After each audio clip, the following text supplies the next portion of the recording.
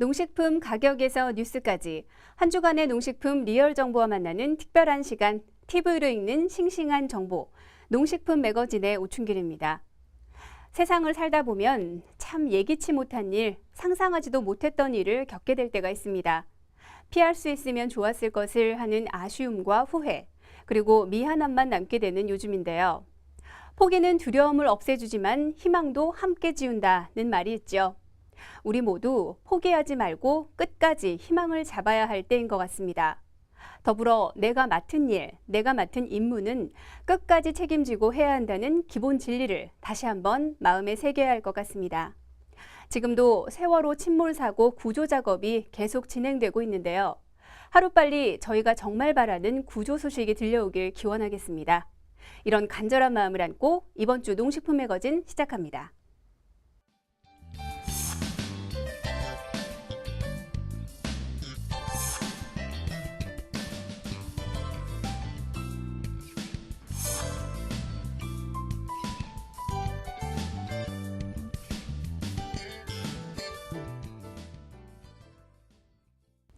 요즘 날씨 따뜻하다 못해 덥기까지 하죠.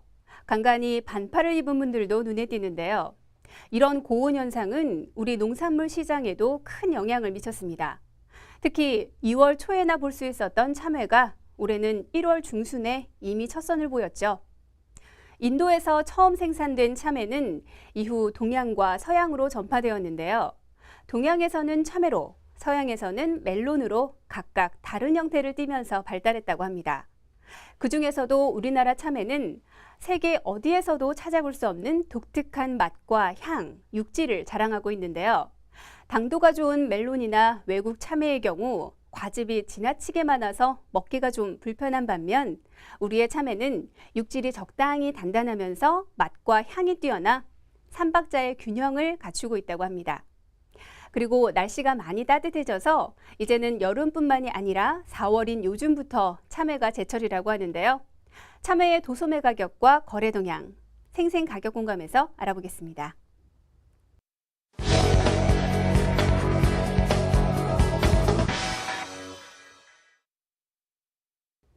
한 주간의 생생한 농식품 가격 정보를 전해드리는 생생 가격 공감입니다. 오늘은 서울 청과 현장을 연결해서 이달의 참외 시세 알아보겠습니다. 이현구 경매사를 바로 연결해 볼게요. 경매사님 나와 계시죠? 네, 안녕하십니까. 참외하면 경북 성주가 먼저 떠오르는데요. 현재 다른 지역에서는 참외 출하가 어떻게 진행이 되고 있나요? 네, 참외의 주 출하 지역은 경북 성주군이 맞습니다. 전국 참외 출하량의 70%를 차지할 만큼 집중화 현상이 심한 편입니다.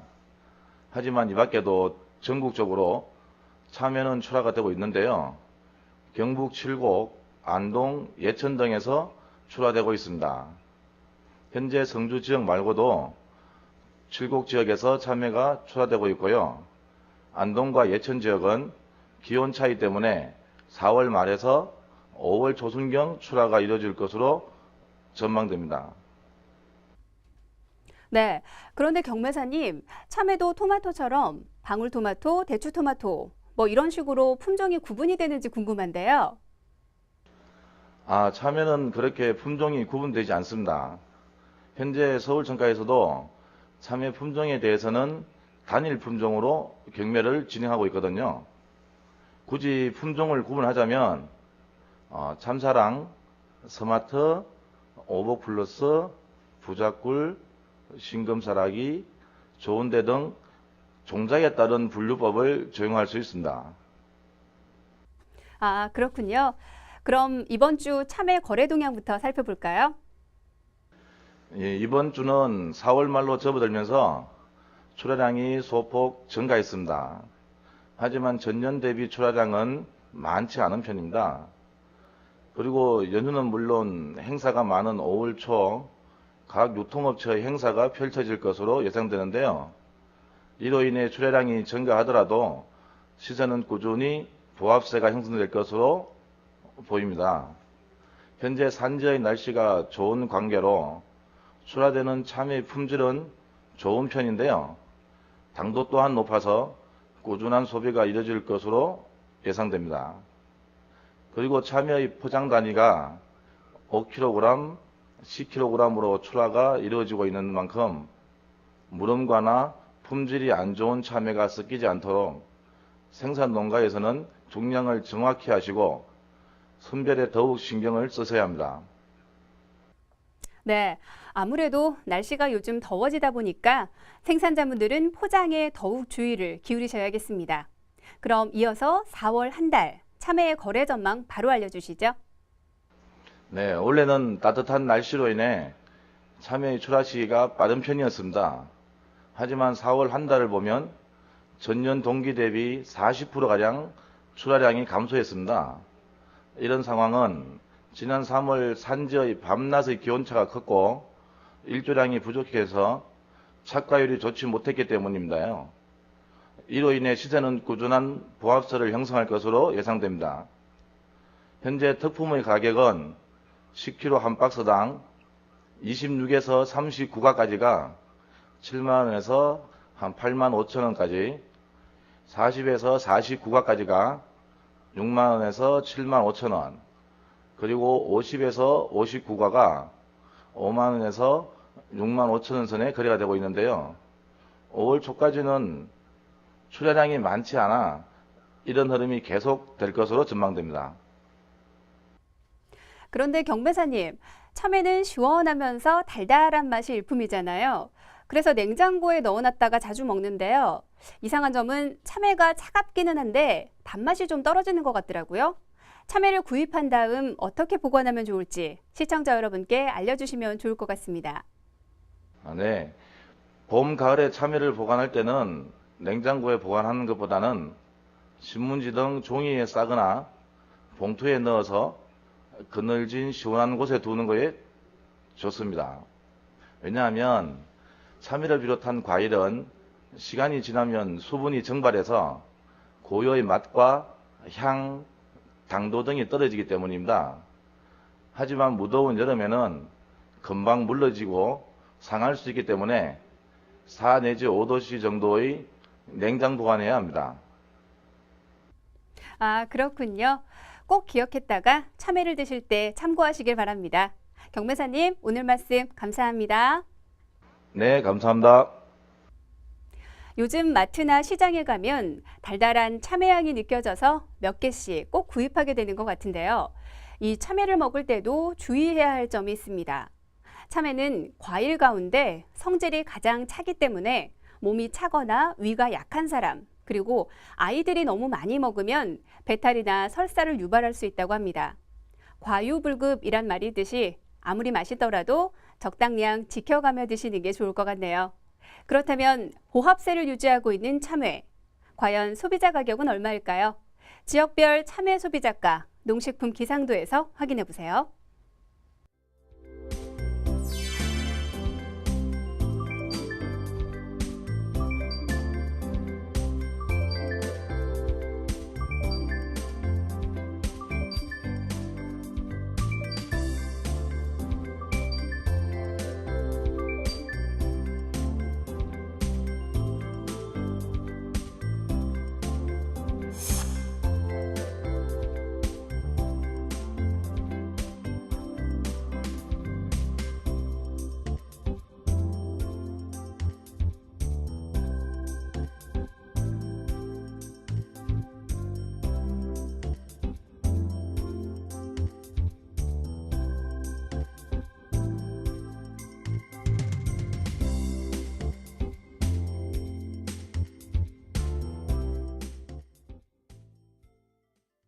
이번 순서는 한 주간의 농식품 핫 이슈를 만나보는 농식품 핫클릭 시간입니다.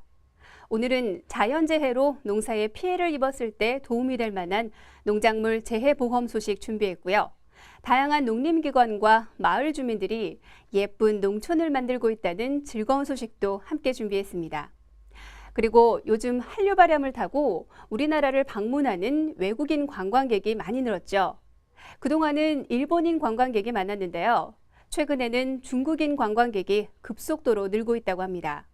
일명 요우커 시대가 도래한 대한민국, 이와 관련된 소식까지 이어서 전해드립니다. 농식품 핫클릭 지금 바로 시작합니다.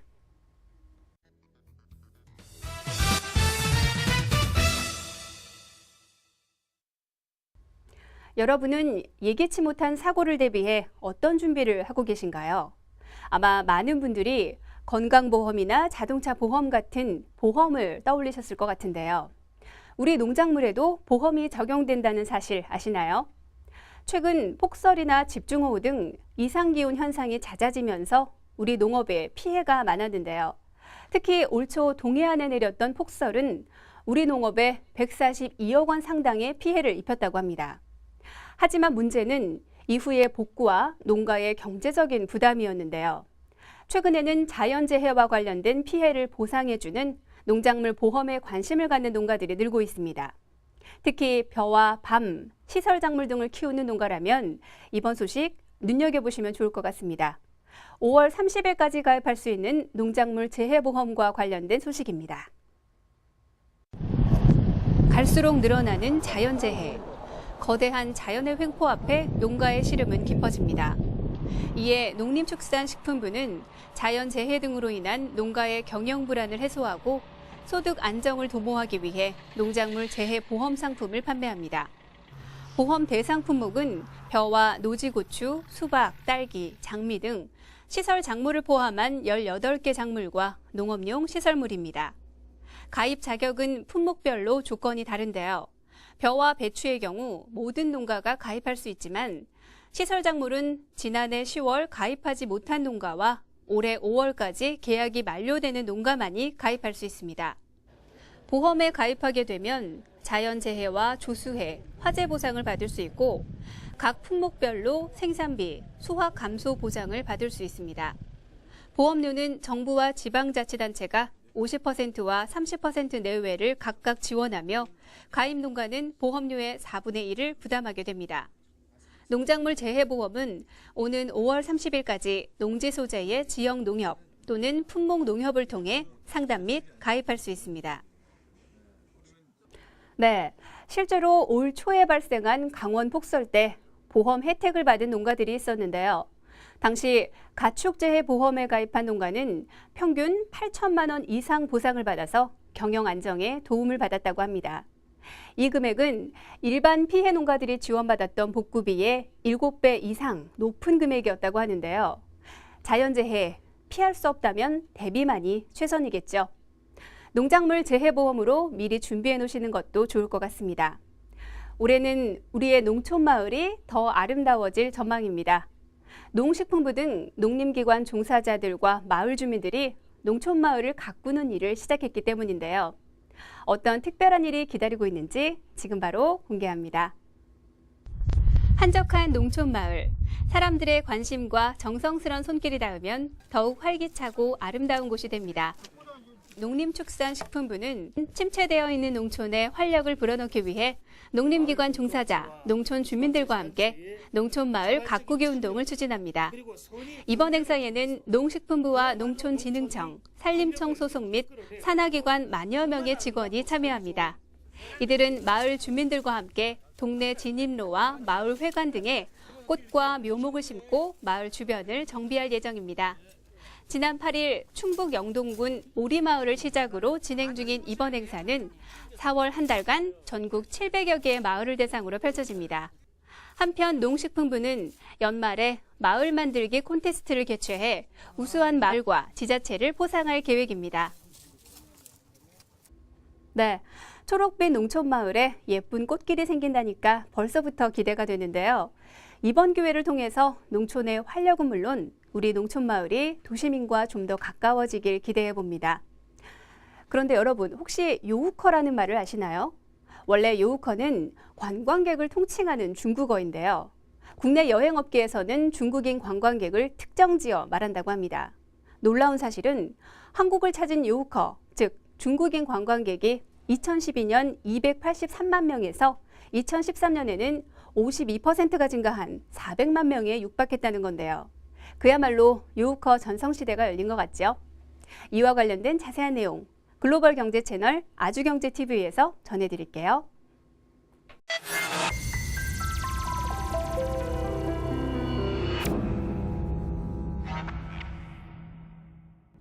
안녕하세요. 최근 명동거리를 가면 서울인지 중국인지 분간하기 힘들 정도로 중국인 관광객이 참 많습니다. 이른바 요커로 불리는 중국인 관광객이 급증한 것인데요. 전체 방한 외국인 관광객 가운데 절반 가까이가 중국인이라고 합니다. 관련 내용 글로 쓰고 발로 뛰는 글로벌 기자 아주경제 박재용 기자와 함께 이야기 나눠보겠습니다. 네, 과거 우리나라를 가장 많이 찾는 관광객은 일본인이었는데요. 지난해부터 판도가 바뀌었다고요? 네, 그렇습니다.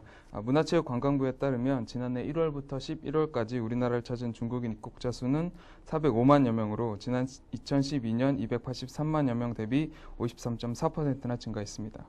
2012년 가장 많은 방문객이었던 일본인 방문자 수는 351만 명이었는데요. 일본을 제치고 중국인 방문자 수가 가장 많아진 것입니다. 네, 그렇군요.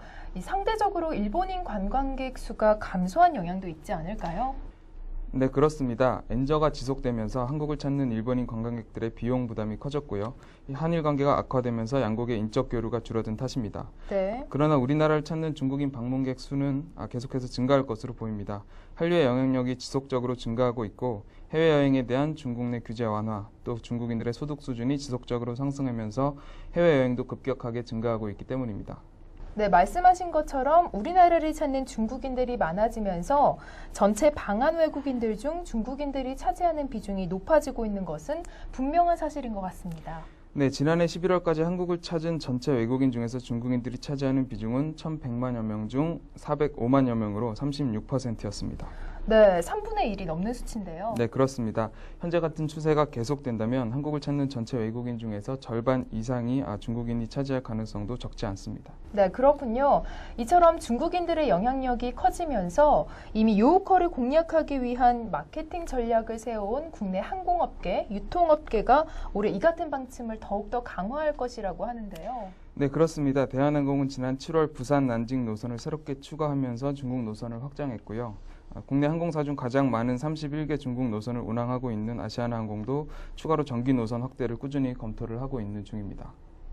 네, 그런데 중국이 다른 국가에 비해서 상대적으로 이 정기 노선 확장이 어렵다고 들었습니다. 특히 중국 노선 부정기편의 경우에는 경쟁이 더욱더 치열할 것이라고 하는데요. 네, 맞습니다. 부정기편은 일일이 양국의 허가를 받아야 하는 정기 노선과는 달리 특정 기간 내에 여행사 등과 함께 전세기 등을 통해 운항하는 노선인데요. 네. 주로 기존 인프라가 부족한 저가 항공사들이 주력을 하고 있습니다. 제주항공 같은 경우에는 지난해 12월 27일부터 제주 난닝 노선을 추가하는 등의 지난해에만 중국 내 총 8개 도시에 420여 회를 운항한 데 이어서 올해에도 중국 노선 확대를 검토를 하고 있습니다. 진에어 같은 경우에도 지난해 12월에만 양양에서 출발하는 창사, 닝보, 푸저우 등 3개 부정기 노선을 운항한 데 이어서 올해에도 중국 부정기 노선 확대에 주력을 할 방침입니다. 네, 한국을 방문하는 중국인들이 급증하면서 이에 대비한 국내 항공업계들의 방침을 간략히 알아봤습니다. 지난해 10월부터 시행된 중국 여유법의 여파로 노선 확대의 입지가 좁아진 만큼 올해 중국 노선 확보를 둘러싼 경쟁이 더욱더 치열해질 것으로 보입니다. 오늘 준비한 정보는 여기까지고요. 다음 주에 더 알찬 정보로 찾아뵙겠습니다. 고맙습니다. 네, 앞으로 방한 관광객 대부분이 우리 농촌 마을을 방문하는 그날을 기대해 보겠습니다. 그리고 어떤 위로의 말씀이 힘이 되겠습니까마는 세월호 침몰 사고 유가족 여러분께 다시 한번 깊은 애도의 마음을 전합니다. 지금 국민 모두가 간절한 마음으로 기도하고 있습니다. 부디 이 기도가 기적이 되어 돌아오길 바라면서 저희는 여기서 물러가겠습니다. 시청해 주신 여러분 고맙습니다.